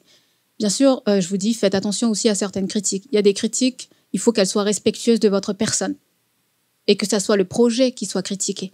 Parce que moi, j'en ai eu des critiques. Hein. Il y a eu des critiques qui partaient du bon sens, d'un... Comment on dit ça? Oui, de bien... Voilà, de vouloir progresser, mais finalement, dans la forme, en fait, c'était des critiques qui m'attaquaient plus moi en tant que personne que mon projet. C'est pour ça, je vous dis, accueillez les critiques, mais veillez quand même à ce que ça soit des critiques qui soient en lien avec votre projet et que ça soit dit dans une forme respectueuse. Donc, pour continuer avec l'échec, donc à un moment donné, j'en suis arrivée à changer ma perception de l'échec. C'est-à-dire, plutôt que de me comparer aux autres, je me concentre sur mon parcours. Parce que quand j'ai échoué, la première chose que j'ai fait, c'était comment sa présentation à lui, là, pinaise, lui, il a bien fait et tout. Donc, comparaison. Et donc, aujourd'hui, plutôt que de me comparer aux autres, en fait, je me concentre sur mon parcours, sur mon projet. Et la seule comparaison qui compte, c'est celle avec la personne et l'entrepreneur que moi, je veux devenir. Je me compare uniquement avec la personne et l'entrepreneur que je veux devenir. Bien sûr, il y a des moments où je vais me comparer. Je vais me comparer à des entreprises. Je vais me comparer à des personnes. Mais pas uniquement pour me dévaloriser. C'est pas pour me dévaloriser, en fait. Mais je me compare uniquement pour en apprendre et progresser. Vous voyez ce que je veux dire ? Parce que je suis pas là en train de dire « Waouh, j'adore son chignon, pinasse, si seulement j'en avais un comme ça et tout. » Non, c'est de se dire « Ok, dis-moi, tu l'as fait comment ta coiffure ? J'aimerais bien que tu m'apprennes en fait ta technique pour que je puisse le refaire moi. » Vous voyez où je veux en venir ? Pas de se comparer pour se dévaloriser, mais de se comparer pour pouvoir progresser, pour vouloir progresser, pour pouvoir acquérir une méthode, j'en sais rien. Une méthode de marketing ou moi, une méthode beaucoup plus adaptée pour mes plantes. Et donc, moi, je me suis comparée à des entreprises qui étaient là, vraiment là. Moi, je commence là petit, je suis au démarrage, mais je suis entrée en contact avec des entreprises, une entreprise en Californie qui cultive des éponges en mode bio. Et les gars, ils ont 3 hectares. Moi, j'ai 1 art. Un art, je suis pas très douée en surface, mais ça fait juste ça. Mais eux, ils ont 3 hectares. C'est des Californiens aux États-Unis, une petite famille, un modèle économique qui m'inspire énormément. Et donc, je m'inspire de leur modèle économique. J'ai contacté récemment le premier producteur mondial en Europe de loofah. Le gars, il cultive des éponges, les miens à côté, mais c'est des bébés, c'est des embryons. Leurs éponges à eux, aux Espagnols, là, Iberlufa, mais ça a ma taille. Ah oui, ça a ma taille, ça fait ça. Et ça pèse entre 10 et 25 kilos, leurs éponges. Ah, tu peux dormir dessus, tu vois. Et c'est ça que je veux dire, c'est que c'est des grosses éponges. Mais la comparaison, n'oubliez pas, comparez-vous à des entreprises ou à des personnes pour vous permettre de progresser. Bon, je crois que ça va vous marquer cette image de grosses éponges. Hein. Ah, je me suis perdue. Donc, je disais... Ah ouais, ça vous a bien marqué, là, ces éponges.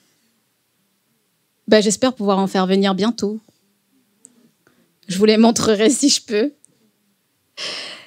Donc, je disais, pour la comparaison, il y a des moments où je me compare à d'autres entreprises, à d'autres personnes, mais uniquement pour apprendre et à progresser.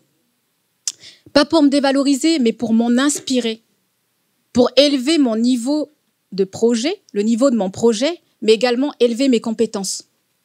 Donc, je regarde ceux qui ont réussi dans mon domaine, je regarde ceux qui ont réussi dans les domaines qui m'intéressent et je me demande, toujours je me demande, OK, le mec en Californie, le mec en Espagne, lui, qu'est-ce qu'il a fait? Qu'est-ce qu'il a fait différemment? Qu'est-ce qu'ils ont fait de différent? Et je me demande ensuite, comment est-ce que je peux m'en inspirer pour aller plus loin? C'est ça que je me pose comme question ensuite. Quand je me compare, c'est pour pouvoir élever le niveau de mon projet ou mes compétences. Bon, il arrive des moments aussi parfois où on se compare pour se dévaloriser, ça arrive. Mais utilisez la comparaison pour vous élever. Le projet, vos compétences, votre niveau de vie, tout. Tout. Aujourd'hui, je vous invite à voir l'échec non pas comme une fin, mais comme un levier d'apprentissage. Vraiment, de le voir comme un levier d'apprentissage. Comme un professeur qui est là et qui vous dit, bon, ben là, va peut-être falloir modifier ce paramètre. Bon, là, il faut que tu rajoutes un peu plus de choses. Bon, là, il faut que tu changes ta recette. Ou là, bon, ben en fait, il faut que tu te mettes au travail, c'est tout. Donc, c'est de voir l'échec comme un professeur.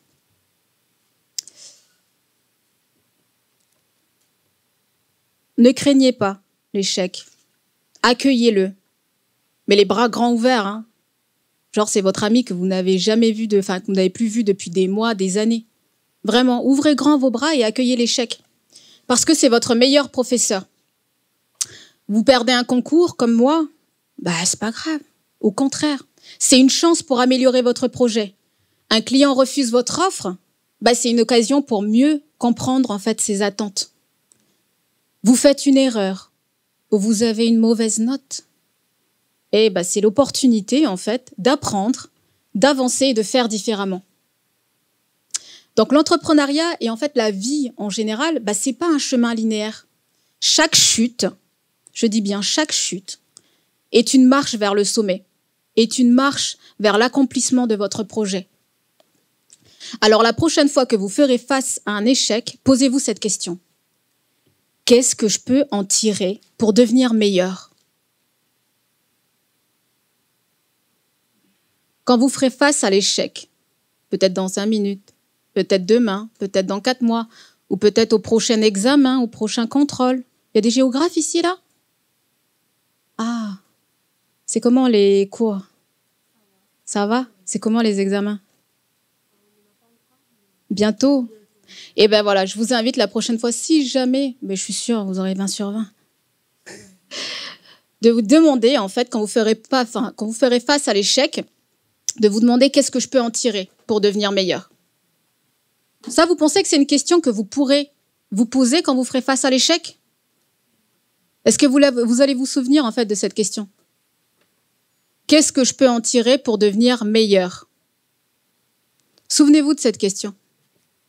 Hey, allez, on va avancer. Combien de temps? Waouh, mais en fait, je suis trop bien avec vous, mais on va bientôt arriver à la fin. Alors, on va accélérer un peu.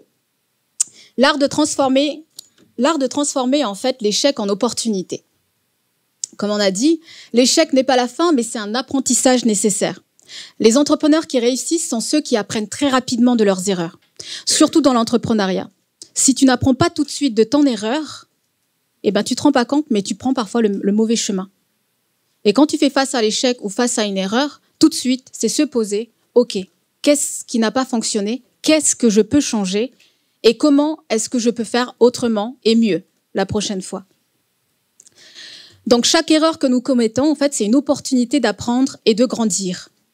Et en adoptant, en fait, cette mentalité face à l'échec, une mentalité positive, mais en fait, c'est un mindset, c'est un état d'esprit qu'il faut développer face à l'échec.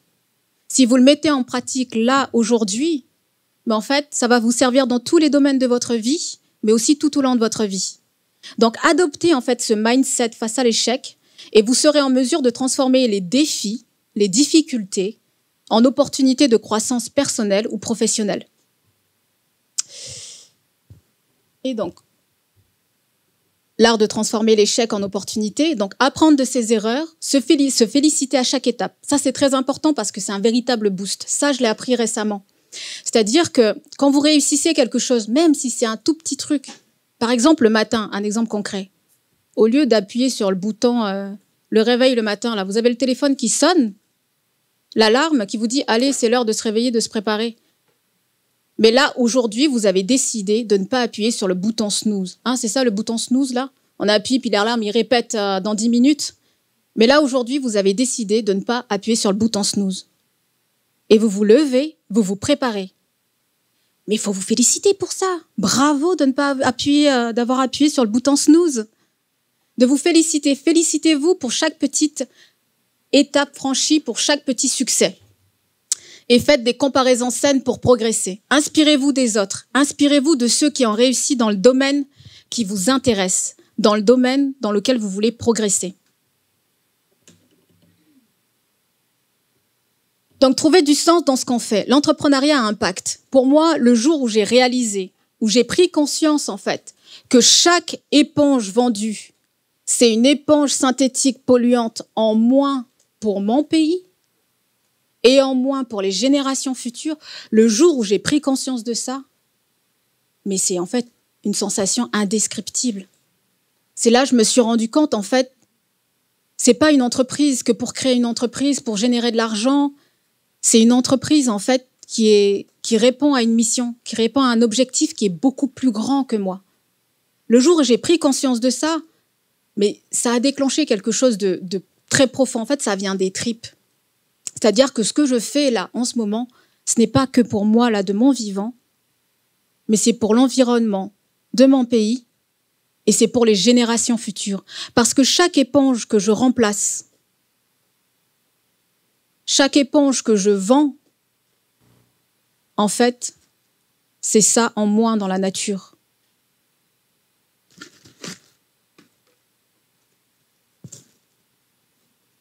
C'est ça en moins dans la nature. Et c'est ça en moins pour les générations futures à gérer.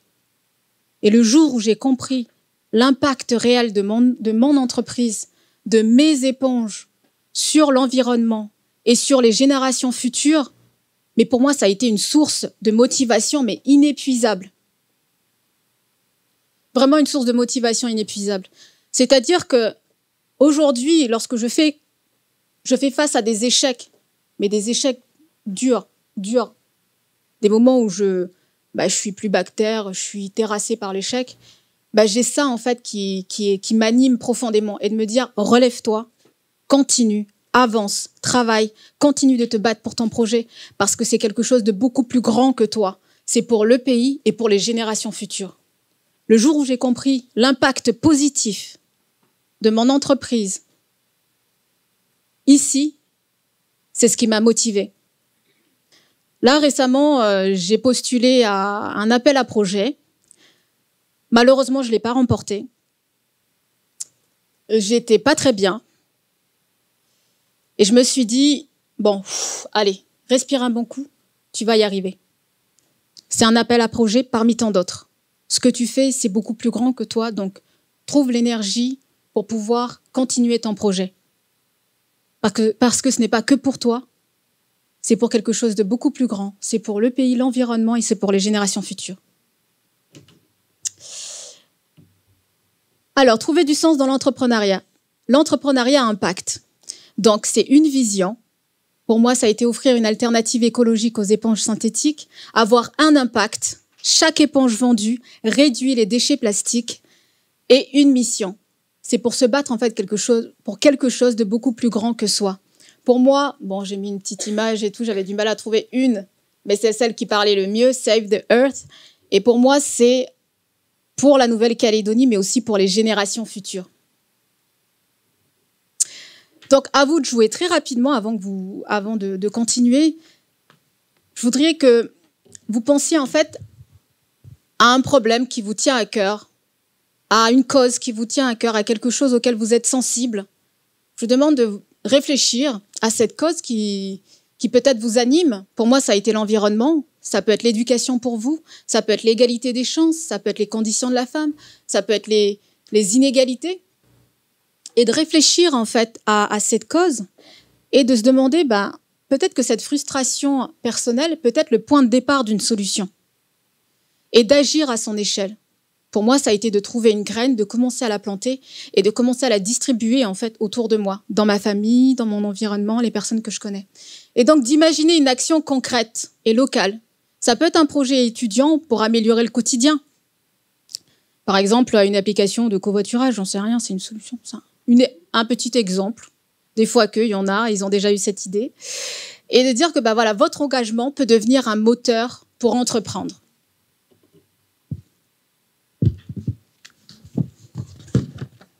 Pour moi, se lancer avec peu de moyens, mon parcours de zéro à Meloufa.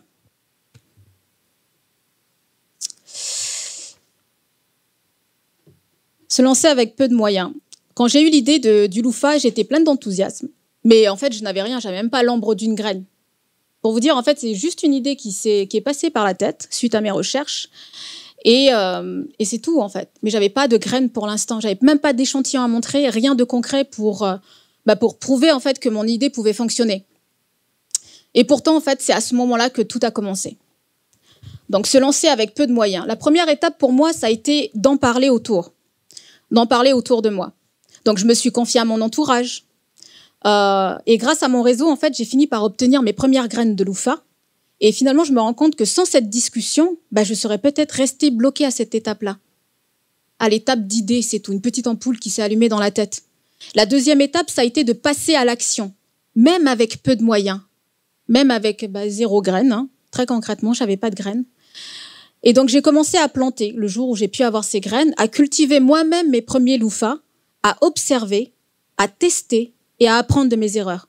Et donc, petit à petit, en fait, j'ai investi mes premiers revenus dans des outils agricoles, du grillage, des poteaux, et j'ai constitué, en fait, mon premier stock de graines. La troisième étape, ça a été d'apprendre, de me former et de savoir m'entourer. Donc, je me suis formée en agroforesterie. J'ai commencé à renforcer mon réseau professionnel et j'ai utilisé les réseaux sociaux pour communiquer sur mon projet et pour tester un peu, voir si le public était intéressé. En fait, au départ, je n'avais pas de gros investissements. Je n'avais pas de gros investissements comme les exemples qu'on a vus au début de la conférence. Et je n'ai pas attendu en fait d'avoir 1 million de francs pour me lancer. J'ai utilisé ce que j'avais sous la main et j'ai réinvesti chaque franc, je dis bien chaque franc gagné, pour faire grandir mon projet. Donc vous l'avez vu, il ne faut pas attendre d'avoir toutes les ressources parfaites pour commencer. L'entrepreneuriat, c'est avant tout en fait une question d'ingéniosité, de persévérance, mais surtout d'action. Mais pour avancer sereinement, il est essentiel de garder en tête quelques leçons clés qui peuvent en fait faire toute la différence sur votre parcours. Oser faire le premier pas. Et ça, je crois que tu me l'avais dit déjà. Il faut oser le faire même si on doute un peu, même si on n'est pas prêt à 100%. Donc, il faut avoir l'audace de commencer même sans tout avoir et sans tout savoir, même sans tout maîtriser. Exploiter son réseau. Donc, n'hésitez pas, si vous avez un projet, étude ou autre, n'hésitez pas à en parler autour de vous. Et au fur et à mesure que vous avancez sur votre chemin, ajustez et évoluez. Testez votre idée et faites-la évoluer en fonction des opportunités et surtout continuer à avancer.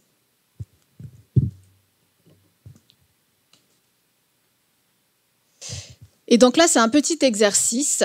Il nous reste très peu de temps, mais imaginez une idée que vous pourriez tester maintenant, sans argent. Je vous invite à réfléchir à ça. C'est-à-dire un service, ça peut être un service, un contenu numérique. Pour le service, ça peut être, j'en sais rien moi, une aide aux devoirs, un montage vidéo, du babysitting, de la photographie. Une idée que vous pourriez tester tout de suite, sans argent. Ça peut être du contenu numérique, un blog, un podcast, une chaîne YouTube, une page Insta.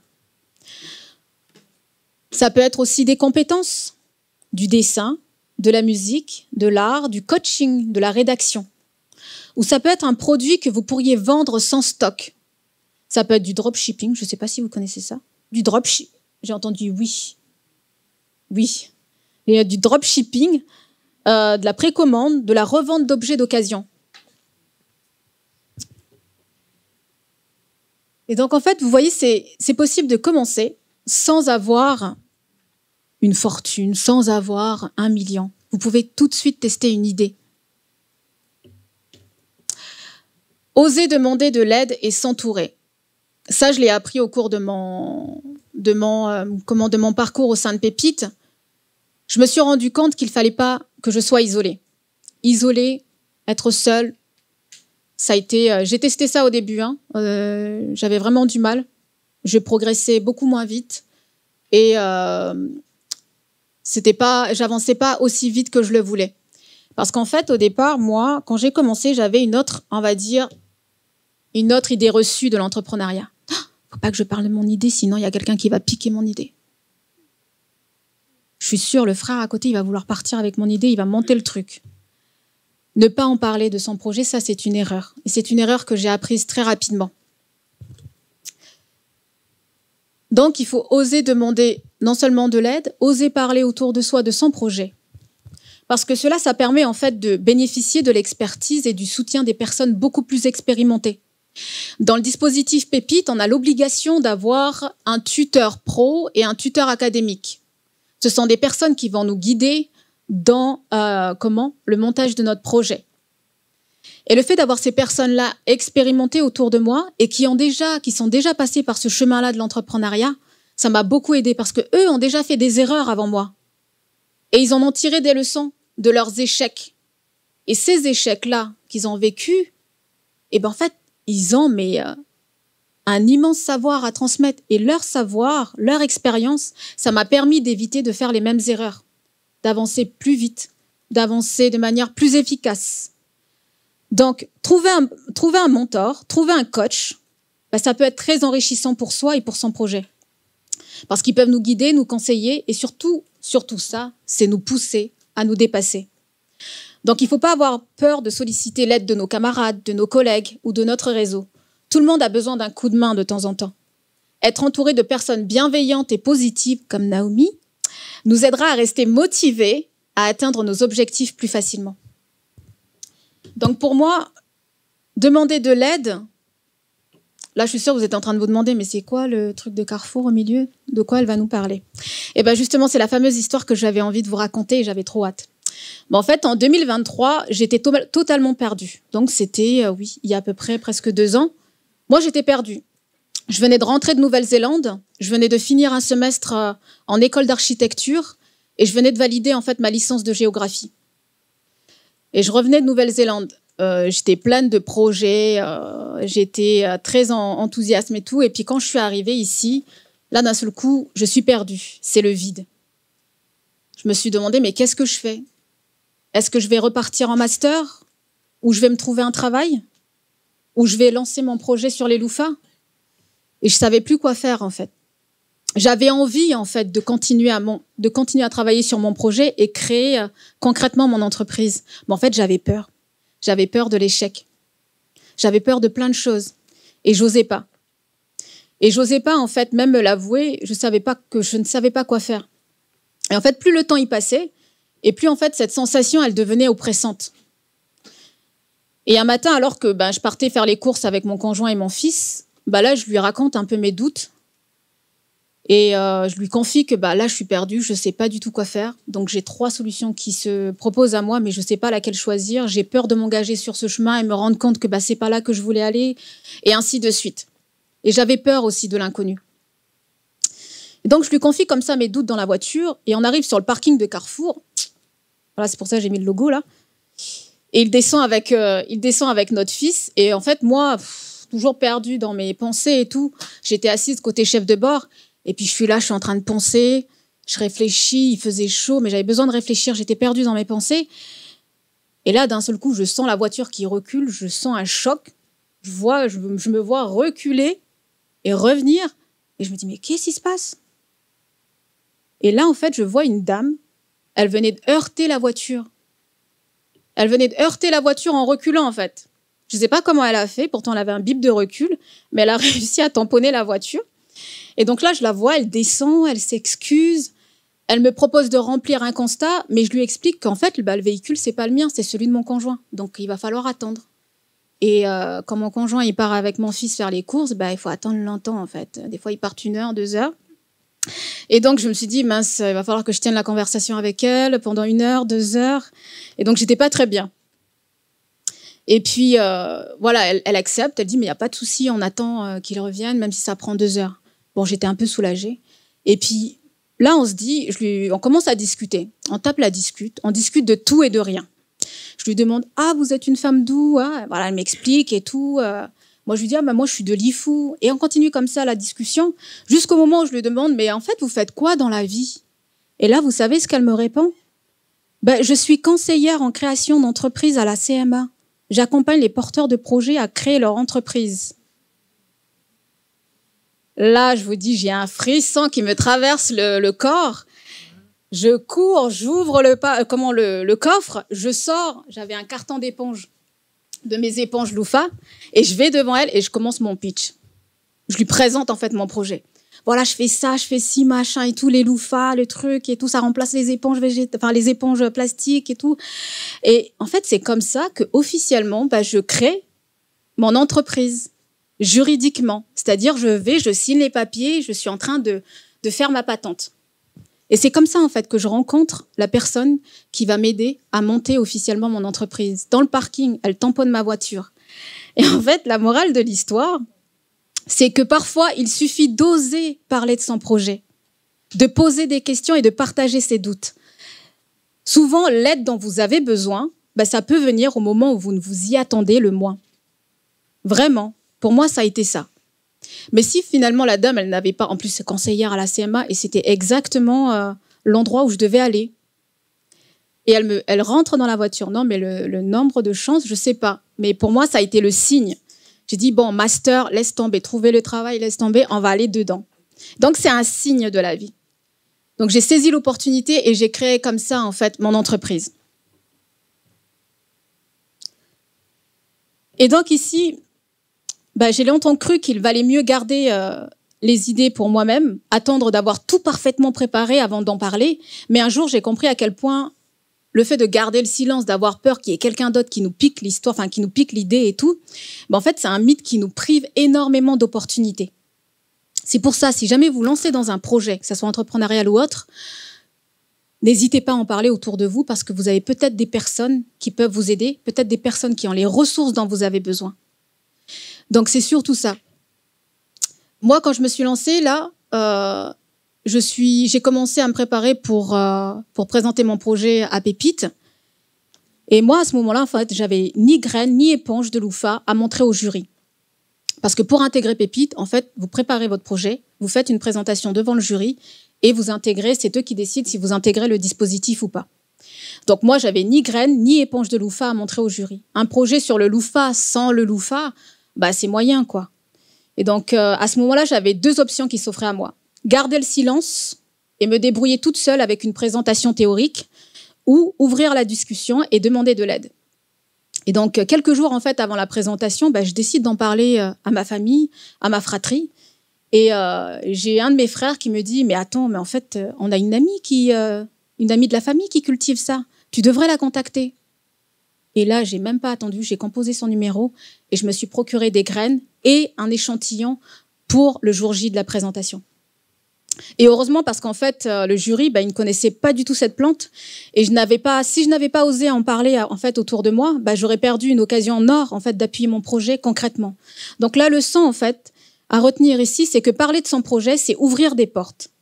Les opportunités existent souvent autour de vous, mais encore faut-il les saisir. Il y a la peur du jugement, la peur que notre idée se fasse voler, mais parfois ça nous empêche d'accéder à des solutions qui sont simples et précieuses autour de nous. Donc, si vous avez une idée, un projet, un rêve, osez en parler autour de vous. Alors,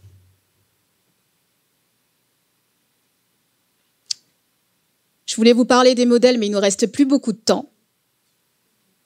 On va passer à la suite. Et donc, pour moi, l'année 2025, c'est l'année pour passer à l'action et je vous invite à passer à l'action. Tout au long de cette conférence, vous avez découvert les clés essentielles pour entreprendre, transformer une idée en réalité et vous avez compris que oser se lancer, c'est plus important qu'attendre le moment parfait. L'échec n'est pas une fin, mais un apprentissage. Donner du sens à ce que l'on fait, c'est une véritable source de motivation inépuisable. Démarrer avec peu, c'est possible. Il faut de l'ingéniosité, de la persévérance et ça vaut parfois beaucoup plus que de l'argent. S'entourer de bonnes personnes aussi, c'est très important. Demander de l'aide, ça peut tout changer dans votre parcours. Mais aussi, aujourd'hui, il reste une clé ultime, c'est celle de passer à l'action. Et donc, pourquoi passer à l'action? Parce qu'on peut avoir une idée, elle peut rester en tête. Mais ce qui fait la différence, en fait, c'est de faire le premier pas. De faire le premier pas. Peut-être d'oser appeler une personne qui nous inspire, et de demander un rendez-vous et discuter avec elle, c'est peut-être de postuler à ce job dont on rêve, mais on doute parfois. C'est d'oser faire le premier pas et c'est d'oser s'engager. Ça peut être aussi le premier pas. Le premier pas, ce n'est pas nécessaire que ça soit grandiose. Ça peut être un tout petit pas, un tout petit geste qui vous engage et vous met en mouvement. Parce que 2025, ça peut être l'année où vous osez enfin. Peut-être dans vos études, à postuler à une formation qui vous fait rêver, même si vous doutez de votre niveau. Contacter un professeur ou un mentor qui pourrait vous guider. Ou oser prendre la parole en cours, proposer un projet, une initiative étudiante. 2025 peut être l'année où vous osez enfin, dans votre parcours professionnel, postuler à ce job ou ce stage qui vous attire. Mais vous vous sentez peut-être pas prêt.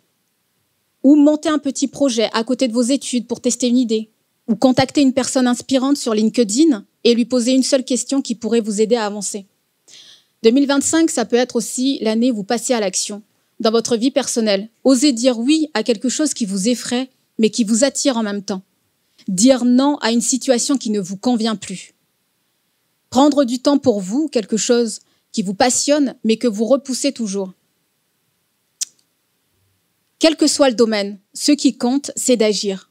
Parce que chaque grande aventure commence toujours par une petite étape, une première petite étape. Donc moi, je vous lance un défi. Je vais vous poser une seule question, mais qui pourrait avoir un impact énorme sur votre année 2025. Quelle est l'action, une seule action concrète que vous pouvez réaliser en 2025? Demandez-vous ça. Quelle action concrète je peux réaliser en 2025? Elle peut être petite, elle peut être grande, elle peut être dans l'entrepreneuriat, dans vos études, la vie personnelle, associative, professionnelle, peu importe. Mais elle doit être réelle et réalisable. Avec les post-it qui seront distribués par Naomi, je vous demande d'écrire, en fait, de vous engager, de faire un premier pas et de vous engager à faire cette petite action. Cette petite action pour l'année 2025. Ou écrire quelque chose dont vous êtes fier.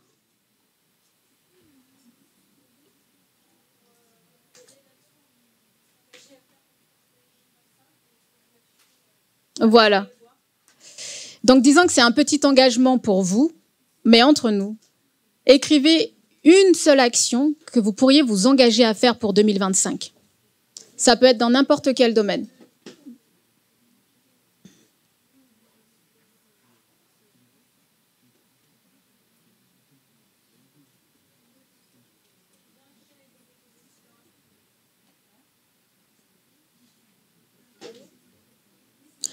Ça peut être quelque chose dont vous êtes fier, que vous avez réalisé.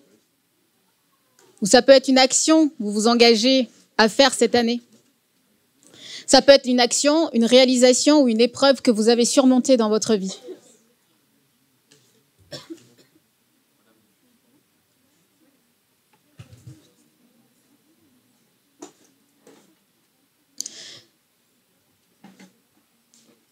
Je vous laisse une petite minute pour l'écrire ou prenez votre temps. On arrive bientôt à la fin.